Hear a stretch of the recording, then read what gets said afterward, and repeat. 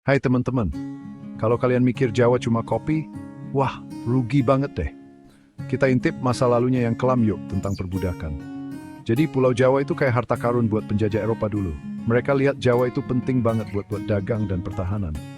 Sayangnya, ini jadi penyebab perang yang mengerikan dan banyak orang Jawa asli yang jadi budak.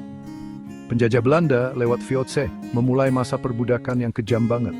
Orang Eropa jadi tuan, orang-orang pribumi jadi budak. Bayangin, mereka dijual di pasar budak. Sedih banget ceritanya. Masa kelam ini bikin orang Jawa susah banget. Banyak yang berusaha kabur dengan kerja di luar negeri. Ada yang dapat hidup baru jadi pekerja kontrak di Suriname yang juga dijajah Belanda. Sekitar tahun 1990, ada sekitar 30.000 orang Jawa yang pindah ke Suriname. Ada yang jadi pekerja kontrak, ada juga yang bebas. Keturunan mereka sekarang jadi bagian penting dari penduduk Suriname loh. Jadi lain kali, kalau kalian ingat Jawa, jangan cuma kopi ya. Ingat juga sejarahnya yang penting dan semangat orang-orang Jawa. Terima kasih sudah nonton.